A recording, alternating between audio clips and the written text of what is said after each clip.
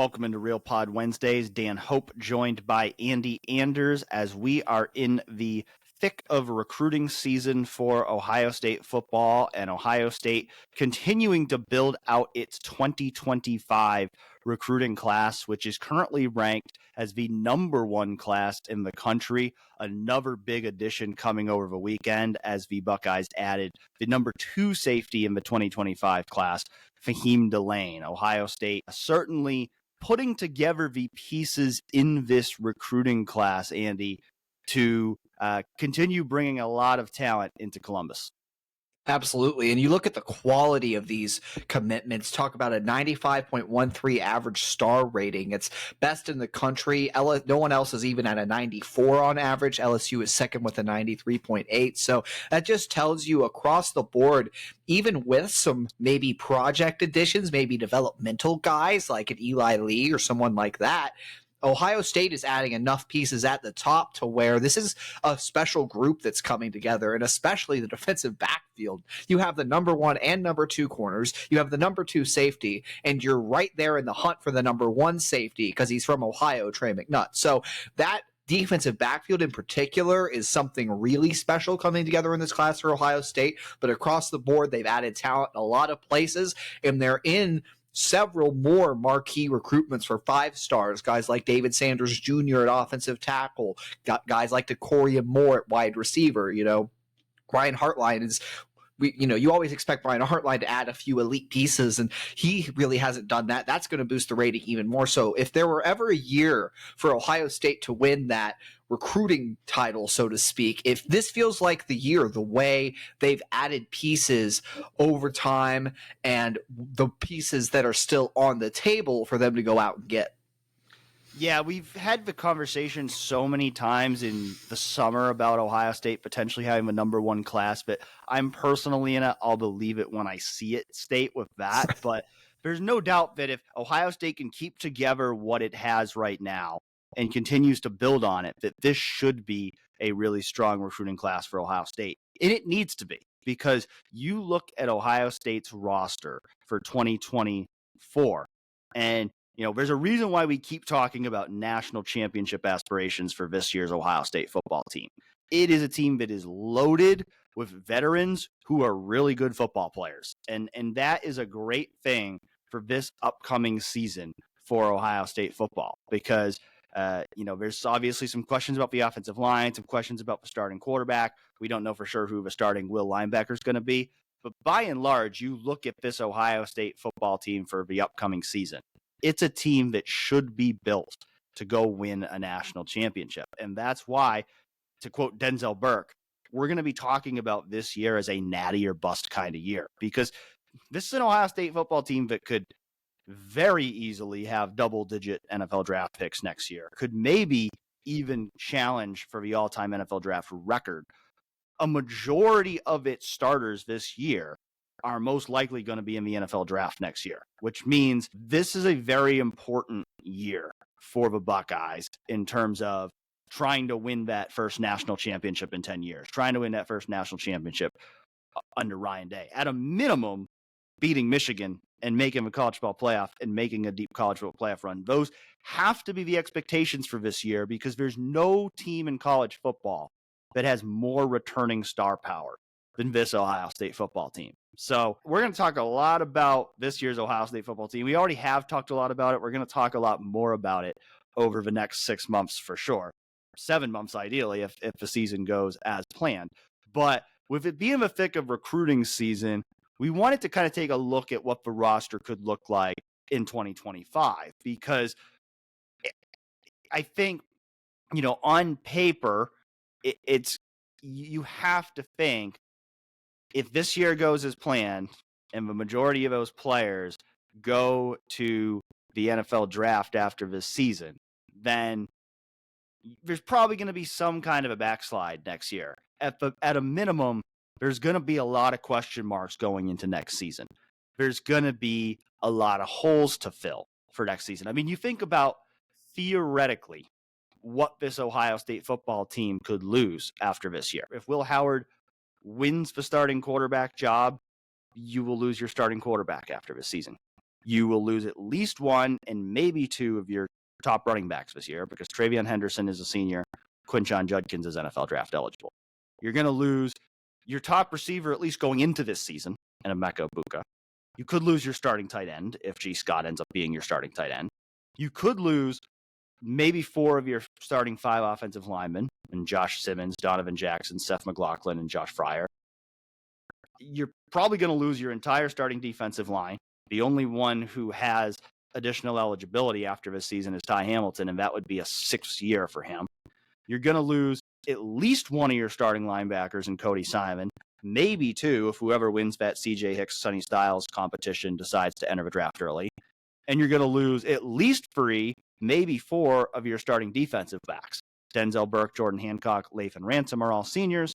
Davison Igbinosun, also NFL draft eligible. So you're looking at the possibility of having to replace the majority of that starting lineup next year. And that's what makes this recruiting cycle extremely important for Ohio State. Now, the good news for Ohio State is that might be one reason why Ohio State has the number 1 class in the country right now, because you can sell to a lot of these players, hey, there's going to be a chance for you to come in next year and compete for immediate playing time. You can make those sales pitches to a lot of these players. Now, obviously mining the transfer portal is going to be important next year too, but you think about when you're trying to sell a David Sanders or a Trey McNutt or a DeCorian Moore or a Dorian Baru to come to Ohio State, those guys want to hear that they're going to have a chance to compete for playing time early.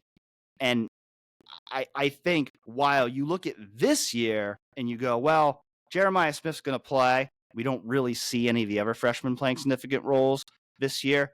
Next year could be a very different story because of the amount of turnover there's likely to be in that starting lineup.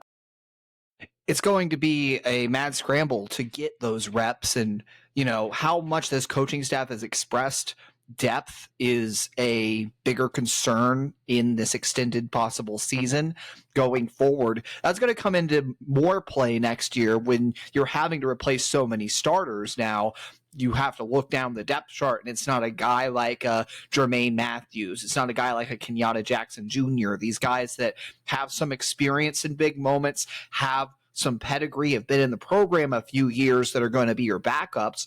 You're going to have to look to some freshmen to be the next man up at certain positions. And that creates plenty of opportunity, even for rotational roles, when you look at, especially on the defensive side of the football, because that feels like the place that Ohio State is going to be hurting in terms of losses the most is on defense.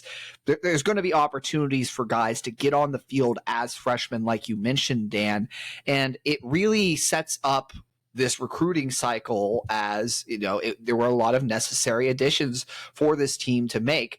You'll have a couple key building blocks for the future. Caleb Downs has another year of eligibility. That's pretty big, but you have so many open windows of opportunity for these freshmen you can sell them on. And like you said, I think that is part of the reason we're seeing such success right now from Ohio State, and being in a position where you can land the number 1 and number 2 corners and still be in the battle for, number 4 with Dorian Brew. And that's really telling of the direction this program is heading, and why it's important to sort of look at these positions for next year and have it in the back of your mind. We don't want to stray too far away from this season, because I know personally I'm really going to enjoy covering this team and just how special it could be, how special this defense could be in particular. But you got to keep always the future in mind. Certainly Ryan Day is when you're out recruiting. So kind of diving into some specifics here, I think quarterback, you're going to lose Will Howard, but outside of that, you have 4 other guys on the roster who have some recruiting pedigree. Julian Sayin, you talk about a 5-star heading into year 2, I think would be a lot of people's sort of pick to maybe emerge from a future competition. But if Devin Brown has stuck around, he could really prove to be something in year 4. Lincoln Keenholz, Aaron Nolan will have their say, and you have a 5-star coming in Tavian St. Clair. So the future of the quarterback room, at least, winter transfer window pending, is, I think, pretty solid. Would you agree, Dan? Yeah, I mean, on paper, it looks great. On paper, it looks great for the future. It's going to be the same question we had this whole offseason of, are you going to end up losing a bunch of guys? It could be winter or spring where you could end up losing guys in the transfer portal. I think that's going to be the big question. I mean, I think the same names in that group, namely Devin Brown, Lincoln Keenholz, Aaron Nolan, if those guys aren't the starting quarterback this year, people are going to have the same questions about them going into December as they did going into mid-April in terms of, are those guys going to stick around? Now, the good thing, like you said, is if Will Howard is the starter this year, you can sell all of those guys on the opportunity to compete for the job again next spring.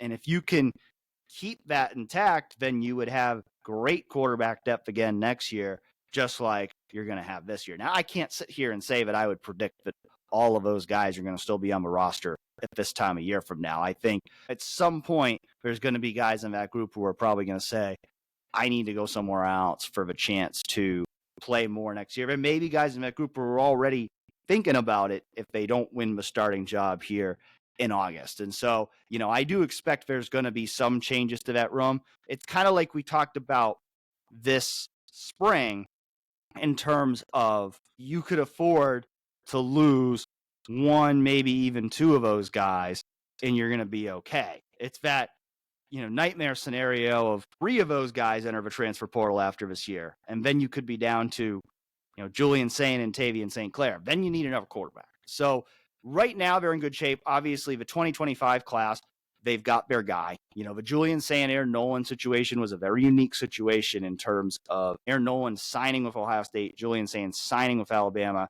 and then Julian Sain entering the transfer portal after Nick Saban's retirement. That was a unique situation. Ohio State is still generally going to look for one quarterback in every class because most quarterbacks want to be that one guy in their class. And Tavian is their guy, full stop, at quarterback in the 2025 class. So unless something changes there, which would be very unforeseen because Tavian has been nothing but all in on Ohio State since the day he committed to the Buckeyes, they're good in the 2025 class at quarterback. It's just the same kind of question we had this offseason is roster retention. Can you keep it all together?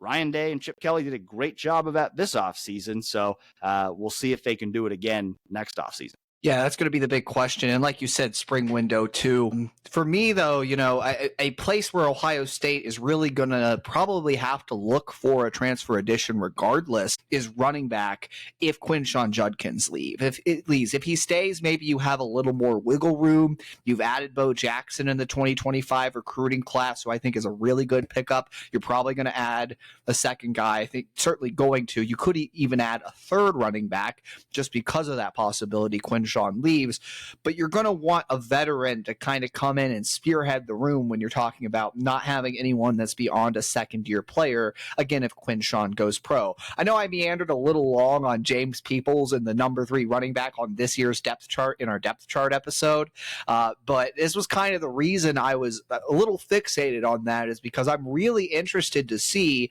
how big a share James Peoples can earn this year and then what he does with that load, because is he going to kind of solidify himself as the next man up? Not that he needs to go out and rush for, 700 yards this year or something, but can you show enough in the carries you do get that you're going to be that guy next year to kind of lead the charge in that room if needed? And then Ohio State can get more of a veteran guy that's kind of an in tandem with. I think the strategy moving forward for Ohio State in a lot of ways is to have 2 running backs at the top of the depth chart you feel really confident in. So if you have one of them in James Peoples, that allows you to go and get that veteran who can kind of split time with him while the freshmen come along, while Sam Williams-Dixon develops, and then he's got some different things, versatility in his skill set to maybe he can be more of a scat back.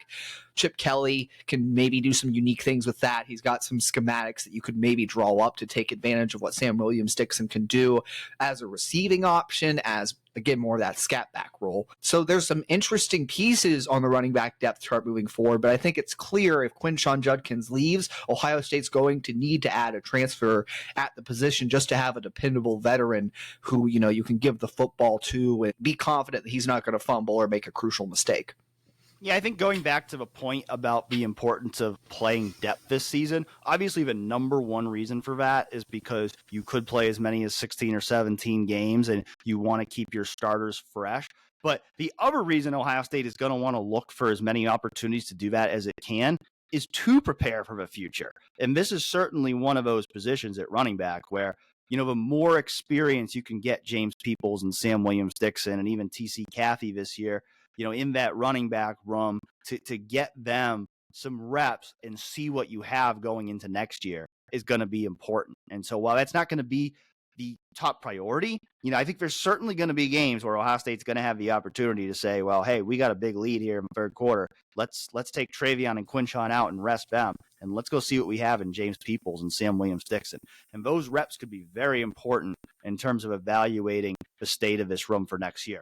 Like you said, I think regardless, if Quinshon Judkins leaves, a transfer running back is going to be a priority for this team next year because they're not going to want to go into next season with only first and second year running backs on scholarship. You're going to want somebody who has a little bit more experience than that.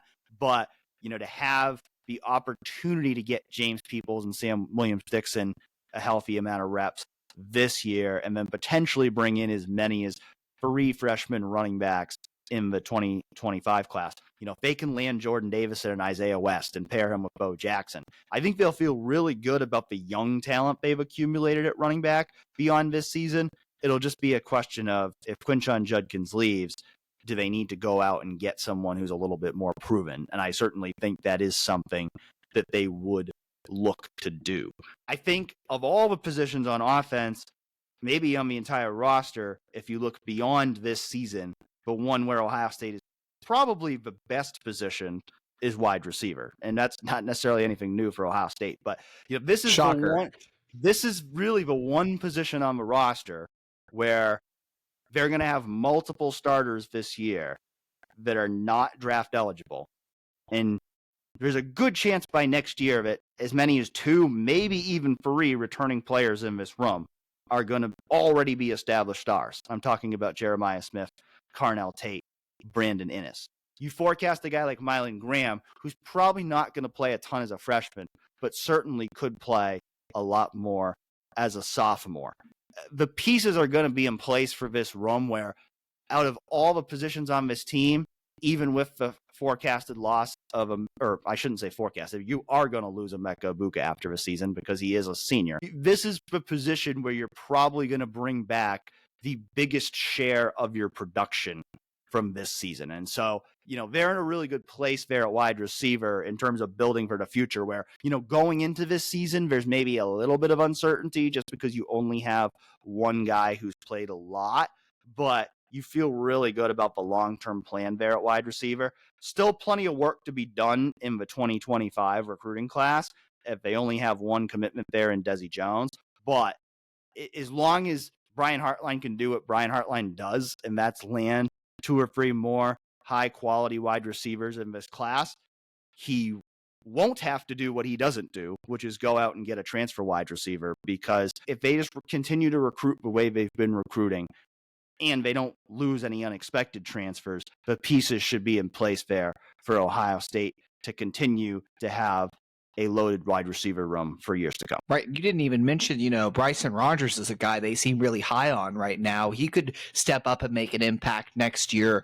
You've got Kojo Antwi still on the roster who, he's the last remaining piece of that 2022 receiver class, and he's been in the program a little while. You wonder where he's at. Jaden Ballard could show some things this year and then have another year of eligibility next year. So there's even some depth pieces there that maybe you feel good about going forward, or maybe that depth piece is you pick up one of these 5 stars that you're after that Brian Hartline's always in on in the 2025 class, and that is sort of your young, freshman. There's not going to be another Jeremiah Smith. One doesn't exist in the 2025 class. There aren't many Jeremiah Smiths that have existed ever in terms of a recruit with that much hype, that much potential, that much of a skill set. But at least a freshman that could battle and vie for some reps off the bench in 2025 and then be set up in his second year to be sort of that starter.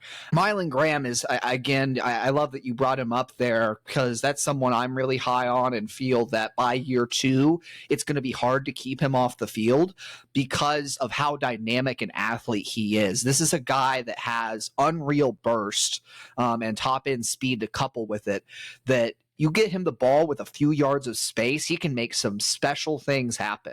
That's why he's going to be a candidate to get even returner reps this year, maybe factor into the punt return or kick return game for Ohio State if the coaching staff trusts him enough to field those balls. But going into his second year, I think it's going to be a huge jump that you see, and he's already done some nice things in terms of developing as a route runner and things. That first year development is going to be crucial for him because of where he plays his high school football at a smaller school in Indiana. But by year 2, he's got such a great dynamic athletic skill set. I think he's going to be hard to keep off the field in year 2. And so you feel good about the receiver depth, like you said, maybe more than any other position on the roster. I think my question at tight end is who steps up next year? Because obviously G. Scott Jr. is leaving, and he's going to be the starter this year. So another position that's going to be interesting to monitor this season in terms of the depth of it. Who is that number 2 guy that they count on? Is it Will Kacmarek?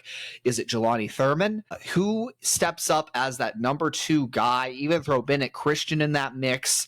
Damarian Witten's interesting because he's starting at wide receiver as a freshman and then could move down to tight end later. But a really unique skill set at that position too when you talk about his length, his athleticism, guy who even played some wildcat quarterback in high school, and that's not something you see out of a tight end very often. This is someone with a pretty cool skill set coming out of an Ohio State pipeline in Cleveland, Glenville.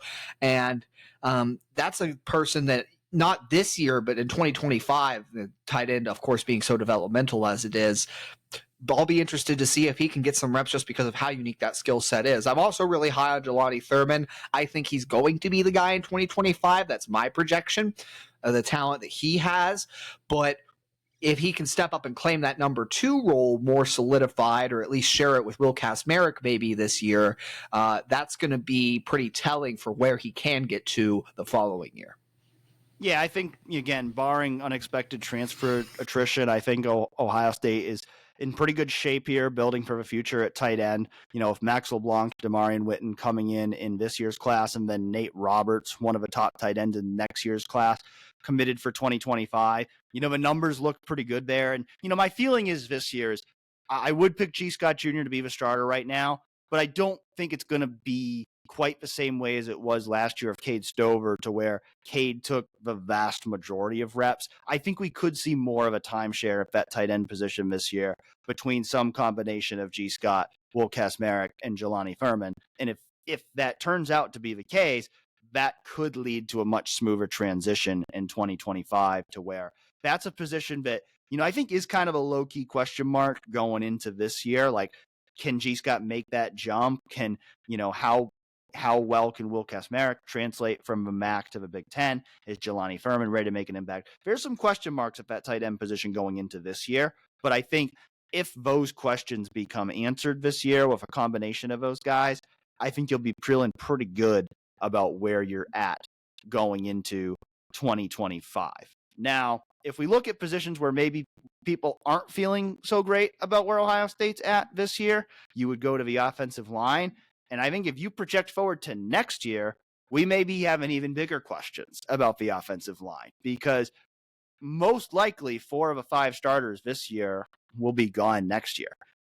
Josh Simmons and Josh Fryer do each have 2 more years of eligibility, but they're both, technically seniors right now. So will they actually use those extra years of eligibility next year? I wouldn't bank on it per se. And so, that's a position where, again, we could talk at length, but we have talked at length. We'll continue to talk more about the question marks just going into this year for that unit, because it's still the biggest question mark position for this year. But you think ahead to next year, good chance the only returning starter is going to be whoever wins that right guard competition between Carson Hinsman, Tegra Shabola, and Luke Montgomery. And then you could have a bunch of question marks around them. I mean, there's, all three of those guys that I just named, regardless of who wins that competition, could be candidates to start at different spots on the line next year. Carson Hinsman could be the starting center or a starting guard in 2025.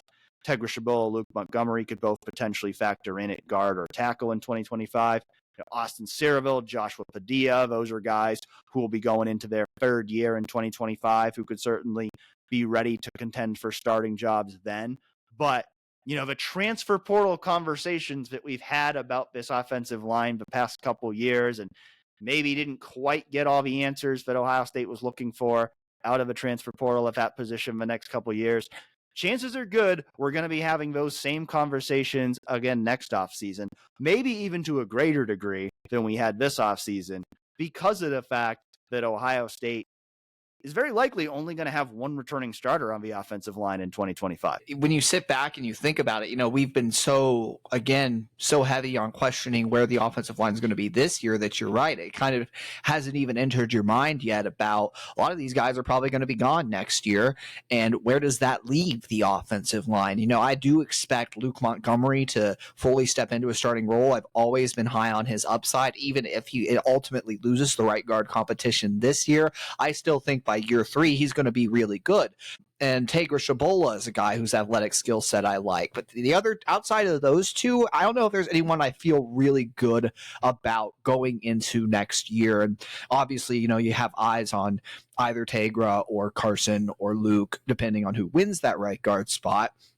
But Josh Padilla is a guy who was a solid recruit entering year 3, really projects at center, could probably play guard, but haven't seen a whole lot from him. They seem to like George Fitzpatrick, got some reps toward the top of the depth chart this spring, but again, just a guy you haven't seen it from as much. There's no one that has the recruiting pedigree or has any experience to where you can point at him and go, yeah, that's a guy, outside of maybe Luke Montgomery and Tegra Shabola for me.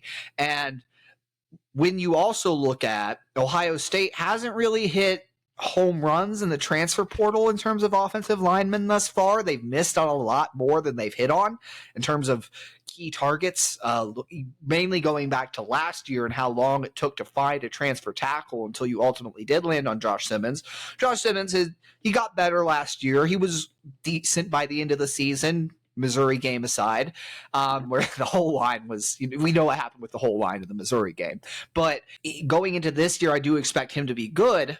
I just don't think you really hit you look at what you've done at other positions, Quinshon Judkins, Caleb Downs, these names that you've added through the transfer portal, the two guys that you've gotten, Josh Simmons, Vic Cutler did nothing. And no offense to Vic Cutler, but didn't even end up being an Ohio State caliber talent that you got in terms of just a depth piece, maybe. So where can Ohio State get in the transfer portal and upgrade this offensive line is my big question for next year, because I don't think they're going to have 5 guys that you feel confident in just through the regular development track. It's hard to get there looking at this roster. You had so many misses at offensive tackle in the past. I think you're going to you might have a really good offensive line class, especially if you add David Sanders. But Carter Lowe is really good. I really like what he's going to bring. But it takes year 1, you almost never start on the offensive line. It is outside of tight end, maybe it's the most developmental position in football. And so it's going to take time for those recruits to get there. Even if you land a home run class in 25, you need to build from what you have already. And I just don't think I'm confident enough. Can you go out and get that guy? Offensive linemen are at a premium in the portal. We saw it this year. If you look down the list of the top transfers, whatever ranking site you use, not a lot of offensive linemen in there because it's a position where guys stay in programs longer because of that developmental process. It's a position that's just at a premium. It's harder to find good, high-quality offensive linemen than it is receivers or running backs, these other skill positions. So what Ohio State can do in the portal, I think, is my main question in terms of developing that depth chart and that roster for next year. And then obviously some guys need to develop to fill out that line, because it is even potentially a bigger question mark in 2025 than it is this year and even last year, as crazy as that might sound, because you just don't know how the lineup is going to look if you don't return Josh Simmons or Josh Fryer or both. I will say that while I fully agree that offensive line is a developmental position and you don't really ever want to start a freshman, I think if they get David Sanders, he will get the chance to compete for a starting tackle job as a freshman. I'm sure that is part of Ohio State's pitch to David Sanders, and he is the type of rare talent that you would give the opportunity to legitimately compete for a starting job as a true freshman. I'd agree. You'd give him the chance to compete. It's just, for me, I think the times that Ohio State has had to start a freshman that come to mind on the offensive line, and it's super rare, didn't go that well, even if that player ended up being pretty good down the road. There's a lot of even physical development that needs to take place, but David Sanders is a lot of the way there, obviously. There's a reason he's the number one tackle in the country, so if anyone were going to do it, it would be him. It's always hard for me to see a lineman getting there in year one, and when it's happened at Ohio State, it's almost always been because it had to happen and not because it was necessarily the player was that ready. Like, I think back to Michael Jordan is kind of the main example that comes to my mind of, he ended up being pretty good at Ohio State. Year one, though, it was a struggle, and they were kind of like in a tough situation at that spot where he had to fill in. Yeah, there's a reason why it very rarely happens. I mean, I think before Michael Jordan, the last one to do it was Orlando Pace, and that guy was pretty special. So you know what?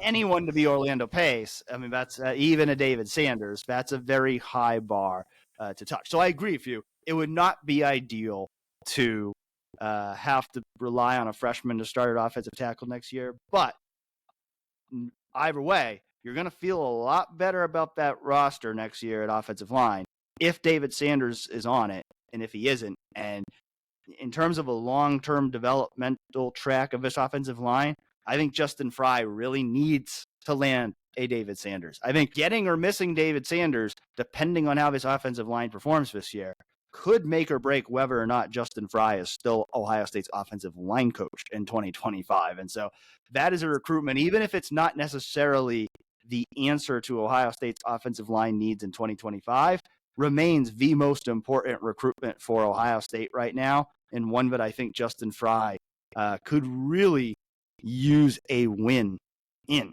He better show some real development on the offensive line this year in terms of where that group gets to, and a real improvement from last year. I think this is for me, it's a very big make or break. It has to be a make or break year for Justin Frye. That's just the nature of the business. I don't like to speculate on a guy's job too much, but it feels like it really needs to be that make or break year, given how the offensive line struggled at times last year and how much of a concern it's been for multiple seasons. And, again, the recruiting side of things, it's been hit or miss. In terms of the defensive line, I feel like Ohio State's pretty well positioned for the future, even though Ohio State is probably going to lose its entire starting defensive line after this season, because you have a lot of guys, whether it be Caden Curry or Kenyatta Jackson Jr. or Hero Kanu or Caden McDonald, who I think would be very strong candidates to start on most defensive lines in the country this year. The only reason they're not at Ohio State is because Ohio State was able to retain 4 players who could have gone to the NFL, and Jack Sawyer, JT Tuimoloau, Tyleik Williams, Ty Hamilton. And so I think, the goal for Larry Johnson in Ohio State is to have more rotation this year anyway. That will be a good thing for keeping those starters fresh. It will also be an important thing about developing for the future. But I think, if Ohio State can get productive play out of, Caden Curry, Kenyatta Jackson at defensive end, maybe a little bit Edric Houston in there. If, Hero Kanu and Caden McDonald and Jason Moore can give them some good play at defensive tackle, I think you'll feel pretty good about that foundation you have at defensive line beyond this year, even though you're likely going to lose your entire starting unit after this season. Yeah, you definitely want to see those contributions. I really like the depth they have this year on the defensive line, and I think a lot of those guys are going to make some names for themselves and set themselves up to where you feel good about them heading into next year. And again, the question is just depth going forward, and I think there's still some missing pieces in this 2025 class, particularly defensive tackle. I'd like to see some more additions, whether that's a Trajan Odom or otherwise. They need to fill in a little more of the D tackle stuff with Zahir Mathis and London Merritt already in. You're probably going to add another defensive end just because you're losing both your starters. And, the really interesting piece is, of course, Justin Hill. You talk about one of the best defensive players probably in the Midwest in this recruiting class, but more of a factor, it seems, at the jack position potentially than anywhere else. And we know it's been a little defunct the last season for Ohio State because their roster was better suited to not include it in the defense, and that will probably be the case again this year when you have JT Tuimoloau and Jack Sawyer coming back.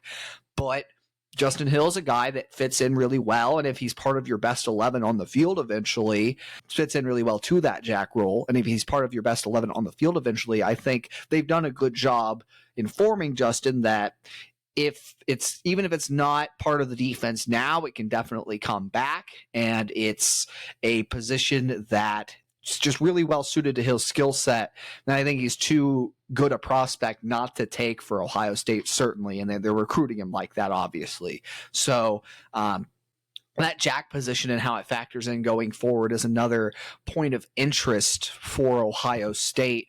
But they're going to have guys next year at the positions. Mitchell Melton's another one that has another year of eligibility that can I think people are sleeping on a little bit. He looks really good in the spring to me. I think now that he's had some healthy seasons under his belt, or at least a healthy season under his belt, he's actually starting to develop the right way, and he was always a pretty intriguing prospect. And he was in the backfield a lot when we watched practice. So I think Mitchell Melton could be really good going forward too. And you have Kenyatta Jackson, you have Caden Curry, Edric Houston in year 2 should be ready. Like the depth across the defensive end, I feel really good about, and the starters. Defensive tackle, feel great about the starters. Would like to see some more additions in that 25 class to fill out the depth chart, but I think they're going to be in good shape. The other intriguing potential addition to that 2025 class as well is Jakeem Stewart, who is currently in the 2026 class, but there's a lot of smoke about a potential reclassification there, and we got to see him at camp this past week, and he certainly, he would be coming in as a 17-year-old defensive lineman, but he does not look like someone who's 16 years old right now. He looks like a grown man out there, and I think he's someone that, even in a reclassification situation where he would be technically a senior in high school age when he came in, I think he would still be a guy who could come in and contribute right away because he's a very special talent. And so I think as long as they can fill out the rest of that 2025 class with, 2 or 3 more impact players on the defensive line, I think you'll feel pretty good about where you are at defensive line going into next season. Linebacker, as we mentioned before, some of that is going to hinge on whether they lose just one linebacker after this year or whether they lose multiple linebackers after this year, because, when Sonny Styles and CJ Hicks came to Ohio State, I think a lot of people viewed them as likely 3-and-done candidates at Ohio State because they were both 5-star recruits, very highly regarded recruits in their class. Now, I'm not sure that's necessarily likely at this point because Sonny is making a position change now from safety to linebacker. CJ Hicks has not played much in his first 2 years. And I mean, we just talked about a lot of these seniors who are coming back for another year. It's not as much of a given as it once was that a guy who's really good as a junior is going to go to the NFL. So I think it's still probably more likely than not that Sonny Styles and CJ Hicks will both be on Ohio State's roster in 2025. But even so, I mean, those are both guys who are more Will than Mike. So there's going to be question marks about that. I mean, there still is a question mark going into this year in terms of who's going to be the starter between those two. There's probably going to be another question mark in that linebacker group going into next year. Now, with that being said, if CJ Hicks, Sonny Styles, Gabe Powers, Arvell Reese, Peyton Pierce, Garrett Stover, Tarvis Alford, and Eli Lee are all on the roster next year, I think you'd feel quite good about where you're at in terms of your linebacker roster. I think you feel pretty good about it at that point. To me, I think we defer on this a little bit, is that I do think it's likely that CJ or Sonny leaves after whoever wins that competition, just because I think whoever wins that is going to have a big breakout year. I'm really high on both those guys' talents. I think linebacker was always the long-term projection to Sonny. Now, I'm not going to undersell how tough a position change is. That's a real thing. But I think both of them are so talented that whoever beats out the other, it's going to be a statement about where that guy is going to get to this year. And the way that will linebacker position operates in this defense, you have a lot of space to run around the field, make plays, and showcase those talents. It could also be a factor of, and this is an argument for them both returning next year, of like, how many plays are there going to be made when you have all of this talent around you? Or is Jack Sawyer or JT Tuimoloau going to tackle a guy in the backfield before you arrive? Is, Caleb Downs going to fly around and do a bunch of things and show off all the time? There's how many plays are there to be made? But I really think that both these guys fit so well in the will linebacker position, and it's going to be very exemplary of what they do, that I'm a little higher on you, Dan, that one of them could leave after this year. Of course, I've undersold NIL and roster retention in the past, so maybe that's a factor that isn't enough in my mind, but to me, I think it's a good chance either of them leaves. But regardless, one guy I definitely want to highlight going forward for 2025 is Gabe Powers, because James Laurinaitis and Jim Knowles have both talked about Gabe in a light where, yes, he hasn't really played yet, but he made big strides last year. I think Jim Knowles especially has been on that forefront of, Gabe, you didn't see it, but behind the scenes, back half of last year, they really liked the progress Gabe made. And he was a fairly highly regarded recruit too, overshadowed when you have CJ Hicks, who was a top 10 prospect. But Gabe Powers is a really talented football player, and he's definitely a Mike. He could be the heir apparent to Cody Simon. I think if that's where the staff would probably like him to get to. CJ Hicks, if he does come back, could play Mike, I think, if they needed him to. But I think Gabe Powers might be that guy when Cody Simon leaves, that he's next up at that Mike position. And then, another interesting skill set is Arvell Reese for next year. Just moved over from permanently to linebacker, and a guy that has a really cool skill set at that position too, really athletic. He could even potentially maybe be a jack going forward if they wanted to bring that back into the defense. But either way, we've seen some nice progression from Arvell, even in this spring, where he's an interesting piece too. I really like Peyton Pierce. Some injuries have set his development back a little bit, but he'll be back and developing. And I think that you have Garrett Stover too. You're adding Tarvis Alford. There's pieces to like that are young on the defense coming up. I think even if you just keep one of Sonny Hicks, Sonny Styles and CJ Hicks, if you keep one of those guys, pair them with Gabe Powers, I think you do feel good about your starting two linebackers, though, in 2025, and you have those interesting young depth pieces behind. I feel like CJ Styles and Sonny Hicks are like two very different portmanteau names. Like, if you just think about what you think a CJ Styles would be and you think a Sonny Hicks would be, they're just two different little portmanteau names there. Not to go Sonny too Hicks far. has like a mullet, and he's just like sitting on a porch somewhere with a shotgun. It sounds like drinking a beer from like King of the Hill or something. Yes, exactly. Anyways, getting back on topic, and we look at the secondary. I kind of feel pretty similar of the secondary to how I feel about the defensive line, because I think it is very likely they will lose 4 starters in the secondary after this year. Denzel Burke, Jordan Hancock, Lathan Ransom will be gone. I think Davison Igbinosun, a guy who's already been a starter at the collegiate level for 2 years of his 1 year at Ole Miss, I think he'll have a strong case for potentially going pro after this year. And so, you look at cornerback, you're looking at the possibility of replacing your entire starting trio, and yet I still feel really good about what that cornerback room is going to look like a year from now, because we've talked about it before with Jermaine Matthews. I mean, Jermaine Matthews should be starting this year. He will be starting next year.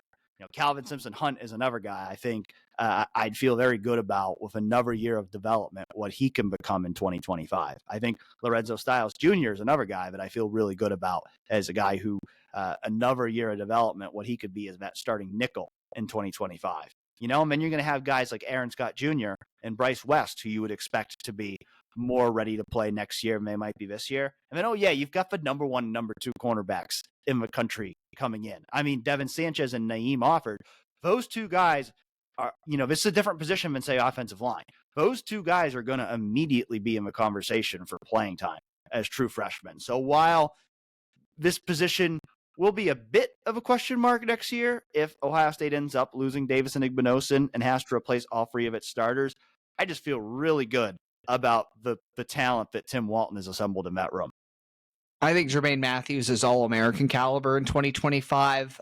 Like you said, the talent keeps trickling through. I mean, Aaron Scott Jr. and Bryce West are obviously, potential superstars, but then you have, again, Naeem Offord and Devin Sanchez coming in to compete. So it's like whoever wins at that cornerback spot, it's going to be a very competitive battle to replace Jordan Hancock and Denzel Burke, certainly, and then Davis and Igbinosun if he leaves. If Davison stays, you feel especially good about what you have next year. So that cornerback room is in awesome shape going forward. And then I think the real only major question you have in the secondary is who starts next to Caleb Downs at that bandit spot when Nathan Ransom leaves, because, it's some unproven guys there. Some, we like what we've seen from Malik Hartford so far in a year, but I'm not sure strong safety is as much of his skill set as it is free. And you can move Caleb around the defense. You could play Malik at the free, but I think you want to put your best player in his best position, and that's free safety for Caleb Downs, where he can roam as much as possible and make plays. You have Jaden Bonsu, who is more of a strong safety type, but where is he going to be at? Jalen McClain. There's a lot of different stuff there in that safety room going on to where it's more of a question, I think, than the cornerbacks. And you mentioned Lorenzo Styles Jr. Want to make it clear, too. I'm pretty high on him as well and what he could be as a nickel next year. So you have a lot of options at that cornerback spot, but at safety, it's who do you pair with Caleb Downs? Keenan Nelson Jr., South Carolina transfer, has some experience, but you just added Faheem Delane in this class. If you also get Trey McNutt, I mean, those are two guys who could come in and compete right away as well to start at safety. And we've seen freshmen get playing time in the past, Malik Hartford being an example. So you have options at that strong safety spot, but someone will have to step up and prove themselves next year to solidify what, you feel really good about the corner rotation. The 3 names are going to come up there that are really good. And obviously Caleb Downs is going to be one of the best safeties in the country for the next 2 years probably. So who you pair with him is probably the biggest question in this secondary. Yeah, I agree completely. I think, there's not a surefire guy that you look at right now and go, he's the starting strong safety in 2025. But I think the pieces are there in terms of numbers where, again, if you don't have a lot of transfer attrition, you've already got 3 safeties in that 2025 class with the possibility of still adding a 4th. I think the numbers are there. They've done what they need to do to build out that roster for the future. And certainly, knowing that you're going to have Caleb Downs for 2 more years, that's a really good place to be in if you're Ohio State. And so that certainly gives you some comfort when you think about the 2-year plan in the secondary. Before we finish up here on the podcast, did want to spend a few minutes talking about Ohio State men's basketball because Jake Diebler held what I believe was his first press conference since the end of the season. Is that correct, Andy? That is correct. And what were the biggest things that you learned from talking to Jake Diebler on Monday? For me, I think the biggest thing is he's not afraid to say with his chest that, the expectation here is to go out and win Big Ten championships, compete for national titles. And that's not something I really ever felt like you heard from Chris Holtmann really in the past. But, I'll let Jake say it real quick here, and then we'll dive a little bit more into it. I mean, I appreciate what this program has been, and I got to see it from a very intimate spot when my brother was here.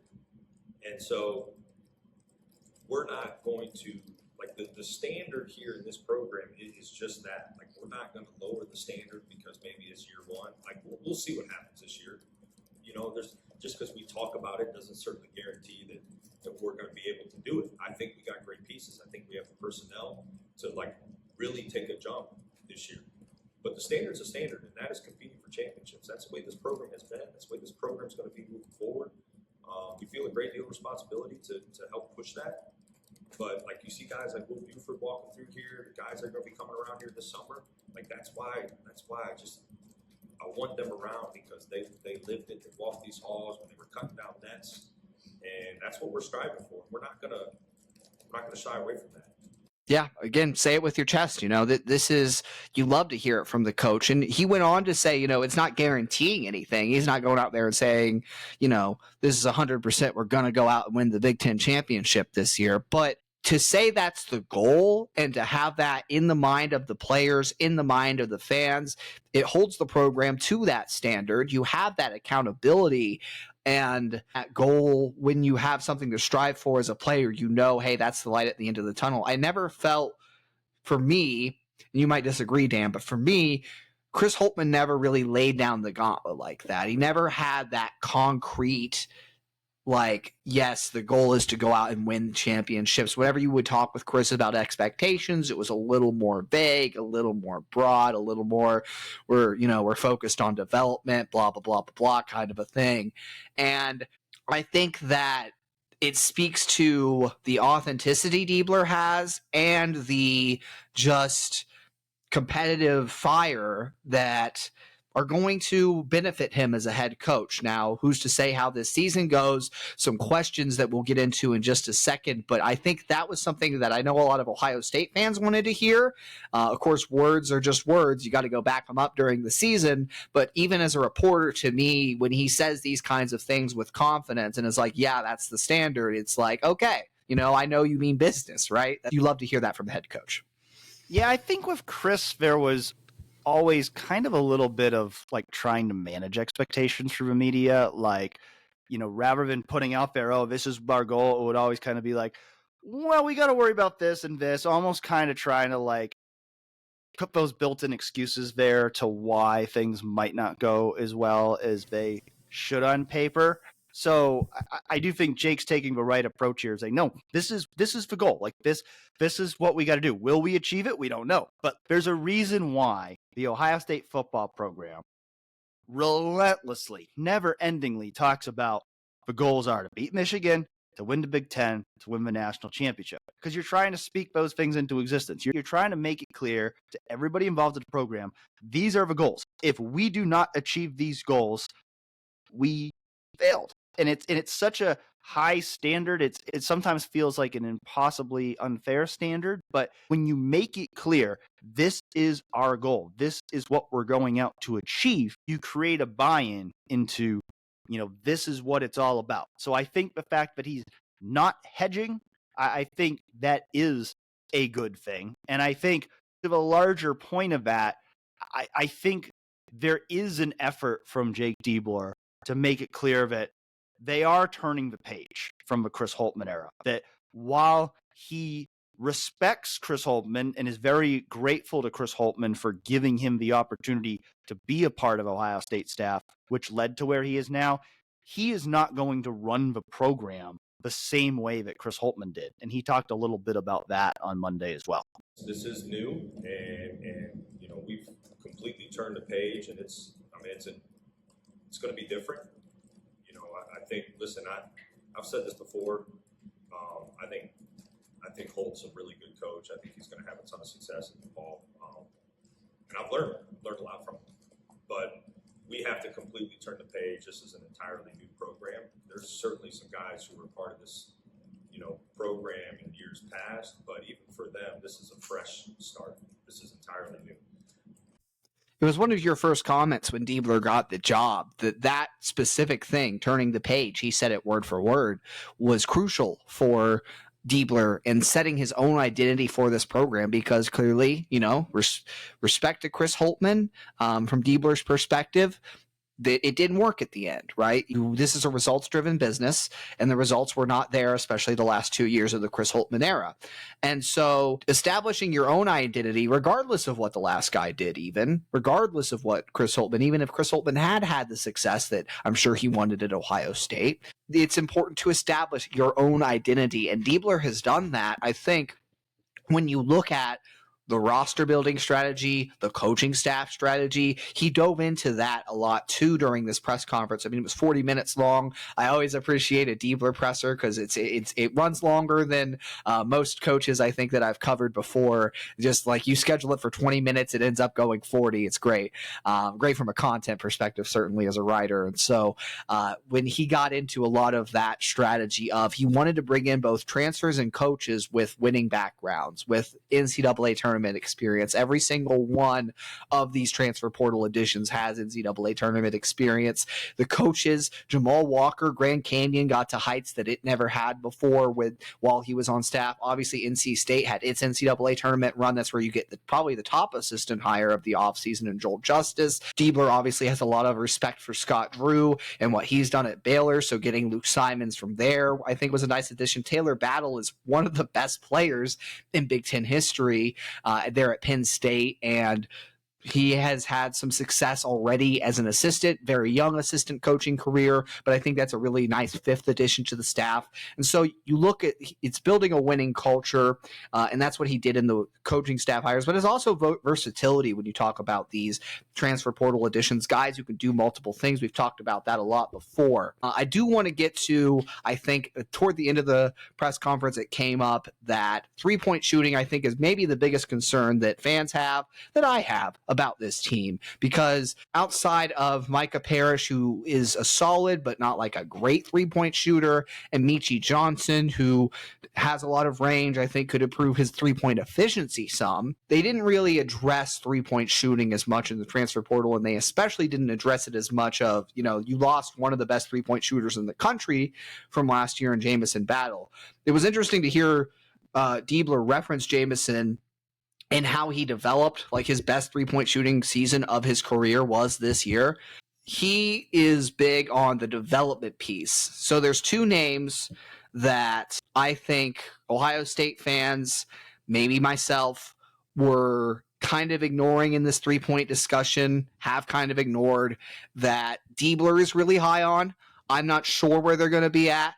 But Devin Royal and Juni Mobley are the two people that need to develop as three-point shooters for this team, that Diebler is counting on to develop as three-point shooters for this team, that are going to be crucial for next year. Devin really didn't do much with the three ball at all last year, obviously, but he did some stuff maybe in the mid-range, had that shooting component a little bit coming out of high school. When you talk about there's no one in this front court that shoots the three right now, that's the one major front court piece that they're looking to become that, because you need, in the modern game of basketball, you kind of need a guy either at the 4 or the 5 who can space the floor and give you that room for these dynamic athletes you have to do it. And maybe it's something Aaron Bradshaw has tried to add to his game before. We can see if maybe he adds it. He said he's going to give chances for Aaron Bradshaw and Sean Stewart to get going from three-point range, but I think Devin Royal is the one in the front court that they're really counting on to try and take a step next year and provide some spacing. And then Juni Mobley, Diebler said, was the best three-point shooter regardless of class in high school last year. That's what he said about Juni Mobley, and went on a little bit more at length about Juni. I think you look at kind of how thin the guard rotation might be this year. Micah Parrish can do some things, but outside Michi, they didn't really add back too much in the portal at guard. True guard bodies, Micah Parrish more of a wing, but he can do some ball handling things, some shooting things. Juni is, I think, going to be expected to play a pretty large role this year, and Tayson Chapman, bringing him back, he's certainly been sold on a bigger role with the team. So Juni, I think, is a guy that they're expecting to add a lot of three-point shooting off the bench, and then you need Devin Royal to give you that front court three-point shooting presence. If both those guys can get there, I think you do actually feel good, decent about this team's three-point shooting. But it is, I think Diebler's investing a lot of confidence in how certain guys are going to develop this year to take a jump from where they were last year as three-point shooters to give Ohio State the spacing it needs. Ohio State does still have one scholarship available. Any indication on whether the Buckeyes are going to add anyone else to this roster, or are they kind of set with where they're at right now? Yeah, I asked Diebler about that directly today, about plans. He isn't revealing a lot publicly. I think the indications we've gotten in the past are that it's probably going to be a front court depth piece. We'll see. He said they're being very intentional about who they're going to add. The plan is to add somebody. He didn't get into any specifics, which was probably the only thing he didn't get into specifics about. And I think, maybe there probably is what the kind of feeling there was, for me at least, the way he phrased it was like they probably have a specific player or two in mind, and he doesn't want to A, break any rules, and B, give away too much before that is all done. He said basically there is a specific plan. They are going to add another guy, but he didn't get into any specifics beyond that.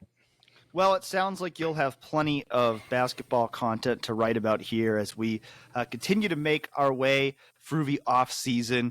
We did learn this past week that fall camp will start on August 1 as the first 4 practices of the preseason will be open to Ohio State fans who are willing to pony up some cash to go watch practice. So we are less than 2 months away from Ohio State football being back on the field, but still several more weeks of off season to go. And so we'll be helping you get through them here on Real Pod Wednesdays, and of course with all of our written content over at 11warriors.com.